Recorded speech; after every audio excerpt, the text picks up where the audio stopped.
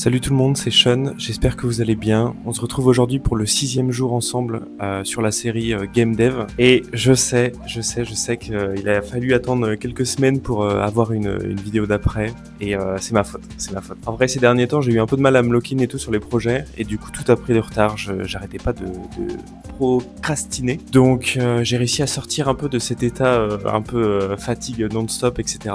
Et j'ai bien avancé sur le projet, j'ai bien avancé sur mon jeu personnel et tout. Donc aujourd'hui on va voir ça, on va voir tout ça ensemble. Par rapport, alors déjà vous voyez que je suis hyper équipé parce que j'ai acheté un petit micro et comme ça va améliorer un peu la qualité du son. Et j'ai une petite technologie qui fait que ça réduit un peu les sons qui viennent de l'extérieur. Donc le ventilo qui est derrière moi ou la route qui est à droite. Donc par rapport au dernier épisode, on avait avancé sur le menu, on avait avancé sur la deuxième map, sur le shop, etc. Hyper cool, ça rendait hyper bien, etc. Donc j'ai repris tout ça et puis on s'était dit qu'on allait essayer de se pencher un peu sur le lore. Du coup, j'ai créé une petite histoire hyper simple. On rencontre un petit marchand et il nous demande de l'aide parce qu'il se fait attaquer par des gobelins. Voilà. Et ils lui ont volé une de ses affaires et on doit aller la récupérer. Voilà, ça c'est vraiment la première quête qui nous est donnée. Et du coup, pour qu'on rentre un petit peu dans l'histoire et pour qu'on comprenne le lore, j'ai utilisé du coup une cutscene, donc ça c'est tout nouveau et je la trouve hyper cool. Donc dès que le joueur lance le jeu, enfin sa partie en tout cas, il va avoir une petite cutscene où on va rencontrer du coup Monsieur Moustache qui est le marchand et on va avoir un petit échange de dialogue avec un petit choix, etc.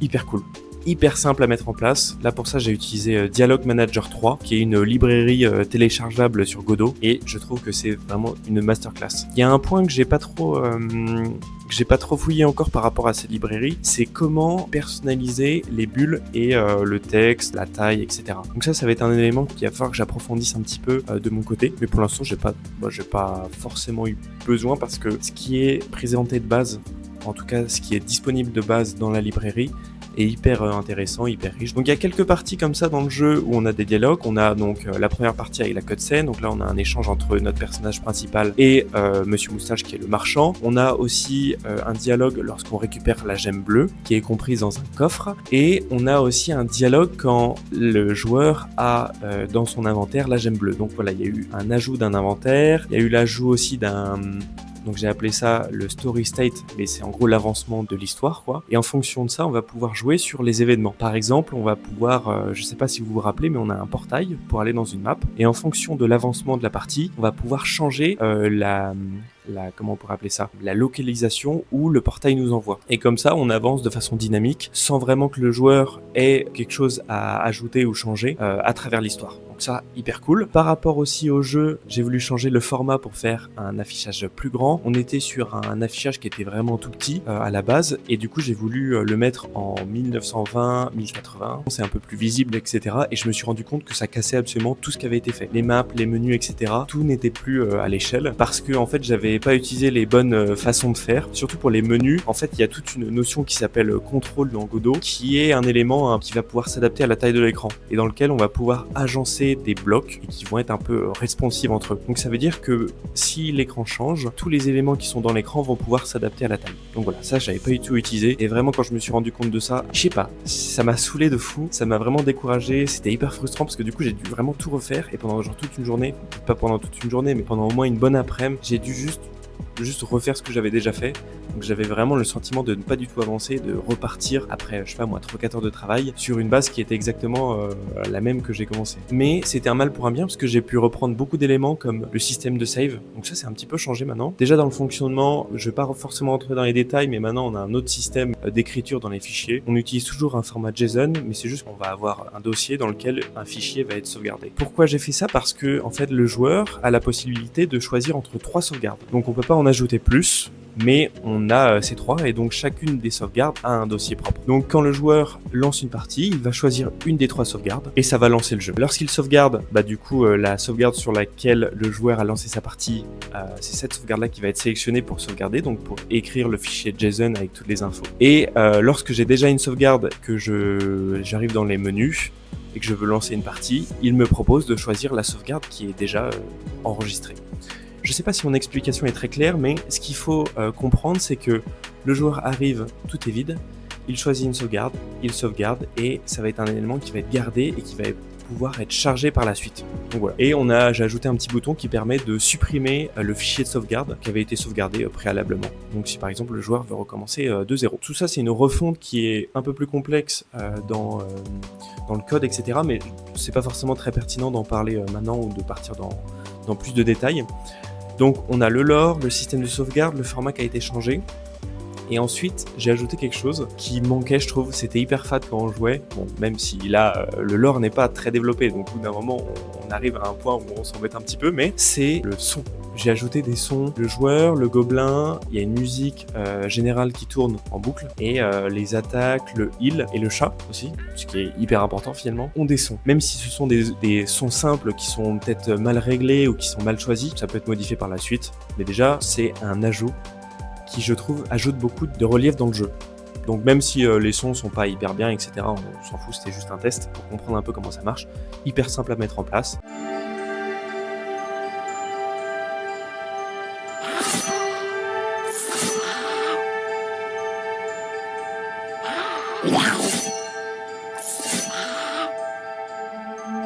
Par rapport à tous les assets que j'ai utilisés, je vais mettre tout ça dans la description. Comme ça m'évitera déjà de déchirer leurs prénoms en les disant. Et puis là, il y en a quand même quelques-uns, donc ce sera plus simple de mettre ça en description. Pour le heal, du coup, il y a le son et une petite animation un peu en mode régénération plutôt stylée. Et donc voilà, ça c'est un petit ajout aussi rapide, mais qui fait un petit peu la différence aussi. Et il y a un élément aussi qui a été repris, c'est le shop. Vraiment, quand j'ai changé de format, j'ai vu qu'il était cassé, je me suis dit, oh là là, la flemme. Et en fait, je me suis rendu compte que la façon dont j'avais fait, c'était n'importe quoi. En fait, c'était une image qui était cachée de base, et en fonction du comportement du joueur, elle s'affichait, mais du coup, sur l'écran, sur la scène de la map 2. Donc, ça n'avait pas vraiment de sens, parce que du coup, on avait des gros problèmes d'affichage, et en termes de propreté, de place, etc., c'était nul à chier. Pardon pour les mots, mais il faut le dire, des fois, quand c'est nul, quoi. Donc ce que j'ai fait, c'est que j'ai complètement refait le shop de zéro, j'ai créé une nouvelle scène et lorsque le joueur ouvre le shop, il est redirigé vers cette scène. Sa position est sauvegardée et quand il revient sur la map 2, donc quand il quitte le shop, sa position est relancée. Donc le shop, hyper simple, la partie de gauche, on a l'ensemble des items qui sont achetables. Pour l'instant, on n'a que la potion qui est achetable, mais c'est pas trop grave ça. Pour l'instant, on va garder cette potion qui, je trouve, est plutôt sympa.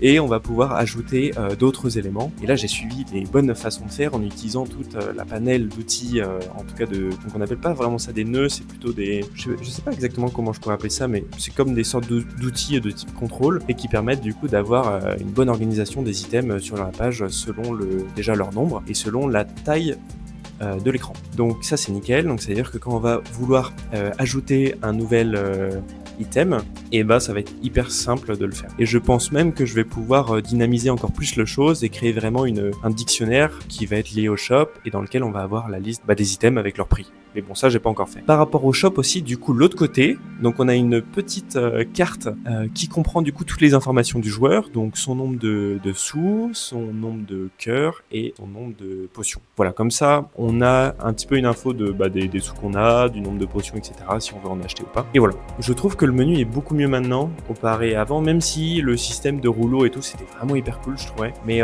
j'ai essayé de l'intégrer, j'ai pas trop réussi. Et là j'ai trouvé genre un ensemble d'assets qui comprenait des pages, des livres, et en bidouillant un peu, j'ai pu créer ce shop que je trouve vraiment plutôt cool. Donc voilà pour tous les éléments que j'ai pu mettre en place, modifier, corriger, etc. Il y a encore des petits bugs. J'ai testé mon jeu, il fonctionnait, j'ai voulu le montrer à un de mes collègues là où je travaille, ça ne marchait pas. Donc j'ai eu un petit problème de respawn, etc. Donc il y a encore des petits éléments à corriger. Mais je trouve que ça prend une bonne tournure comme je le disais dans les anciennes vidéos et puis c'est plutôt encourageant pour la suite. Un autre élément dont je voudrais vous parler qui pour moi est vraiment cool, c'est du coup ce jeu là c'est plutôt un un projet bac à sable dans lequel on va tester, d'ajouter des mécaniques, les découvrir, etc. Je viens de commencer, alors j'avais déjà commencé un petit peu avant, mais plus officiellement à écrire le script entier du jeu que je voudrais développer du coup d'ici je me laisse 1 an et demi, je pense 2 ans pour le développer entièrement. Je voulais vous en parler un petit peu, je sais pas, j'avais envie de partager un petit peu l'information. Pour l'instant, je suis juste sur la partie écriture du script. Mon plan, je sais pas s'il est le bon ou pas, mais c'est d'écrire un script entier sur toute l'histoire du jeu, avec plus ou moins de détails. Je note les détails qui sont importants pour moi et il y en aura forcément d'autres qui vont s'ajouter. Pour ce faire, du coup, j'utilise l'outil qui s'appelle Miro et qui est une sorte d'outil dans lequel on peut créer des mind maps. C'est une sorte de grand mur blanc, de grandes feuilles blanches dans lequel on peut ajouter n'importe quel élément. Donc comment je me suis organisé pour écrire ce lore? Donc j'ai pas du tout fini, comme vous pouvez vous en douter, mais donc j'ai un fichier qui est plutôt général, qui va comprendre un petit peu une courte description de mon lore, de mon histoire, des personnages et des mécaniques que je voudrais ajouter dans le jeu, qui soient disponibles, et les chapitres. Donc je sais pas si ça va vous hyper ou pas, moi ça me hype de fou. Donc le jeu comprendra un total de 8 chapitres. Donc un chapitre, c'est une sorte de lieu où il y a une étape de l'histoire qui se passe. Donc voilà, on a 8 chapitres en tout, et puis au 8e, à la fin, c'est la fin du jeu. Donc voilà. Et donc, mon idée, c'était de reprendre chaque chapitre et d'écrire littéralement le script de chaque chapitre. Donc, j'ai commencé par le premier, j'ai quasiment fini le deuxième, donc vous voyez, il y a encore beaucoup de travail à faire, mais l'exercice est trop bien, je trouve. Là, vraiment, même si j'ai une idée de base, en fait, le fait de pouvoir écrire à la main ou autre chose comme ça, là, je ne mets pas du tout de l'IA, donc il y a forcément un retravail où je vais devoir reprendre ce que j'ai écrit, refaire le tri dans des idées, etc. parce que j'écris vraiment ce qui me vient par la tête. Donc c'est hyper cool. Mais en même temps, il y a peut-être aussi des idées qui vont un peu se contredire, etc. Enfin bref. On aura un grand nombre de mécaniques, de combats, de cuisine. On va aussi avoir un petit peu de récolte, d'amélioration. Et une des mécaniques sur lesquelles je voudrais vraiment construire mon jeu, c'est le système de choix. Donc c'est-à-dire que le joueur, donc vous, moi, n'importe qui, va devoir faire des choix dans le jeu et qui vont vraiment impacter énormément le gameplay. Donc voilà, je vous en dis pas plus parce que en fait mon idée elle est pas terminée, elle est pas claire non plus, donc ça sert à rien que je vous donne trop de détails sur des choses qui sont pas finies, et puis comme ça je garde un peu de mystère. Peut-être dans une prochaine vidéo j'en parlerai, mais je pense que je ferai une série entière tournée sur le jeu, et du coup ce sera la fin de Game Dev, ou en tout cas ce sera en parallèle. Enfin bref, je sais pas trop comment je vais m'organiser, mais hyper cool, là c'est bon, c'est lancé. Ces derniers temps, je sais pas, j'étais fatigué, je faisais que repousser les choses. Là, ça fait quelques jours que je me suis un peu repris en main, etc. Donc là, j'ai le sentiment d'être inarrêtable. J'ai beaucoup d'idées qui me viennent, etc. Donc c'est hyper cool. Je suis hyper excité à cette idée-là. Et voilà. Donc ça donne un petit peu l'eau à la bouche, et en même temps pas trop, et en même temps, on est sur ce petit fil là sur ce petit fil de mystère. Voilà, c'est exactement ce que je veux. J'ai pas trop envie de vous spoiler, mais en même temps, si je peux vous donner des petits détails, des petits trucs comme ça. Et puis voilà, mais j'en parlerai plus dans une prochaine vidéo, parce que cette série n'est pas en lien avec le jeu que je voudrais développer, mais plutôt avec cette notion d'apprendre le game dev. Donc voilà, j'ai fait le tour. C'est peut-être une vidéo qui sera un peu plus longue, mais il y a quand même pas mal d'éléments à voir, pas mal d'éléments à présenter, mais du coup voilà. En tout cas, j'espère que vous avez aimé cette vidéo. Si vous avez aimé la vidéo, n'hésitez pas à mettre un like, n'hésitez pas à déposer un commentaire si vous avez une idée de ce que je pourrais ajouter, d'une mécanique que je pourrais découvrir, même si vous avez une idée carrément personnelle en mode ajoute-moi dans le jeu. Ce serait hyper drôle en vrai. Ce serait hyper drôle. Il y a déjà des idées que je garde en tête. Par exemple, ajouter une nouvelle attaque, développer aussi un peu le shop pour avoir plus d'items. Donc tout ça, je garde. Ne vous inquiétez pas, je n'oublie rien. Et puis je ferai de mon mieux pour pouvoir intégrer le tout, découvrir le maximum de choses. Et puis petite vidéo pour vous expliquer un peu toutes les choses nouvelles. En tout cas, merci beaucoup. J'espère que vous avez kiffé. Je vous dis à la prochaine pour un prochain épisode qui vraiment prend tout son sens dans la phrase, que j'utilise 10 fois le mot prochain. Mais du coup, voilà.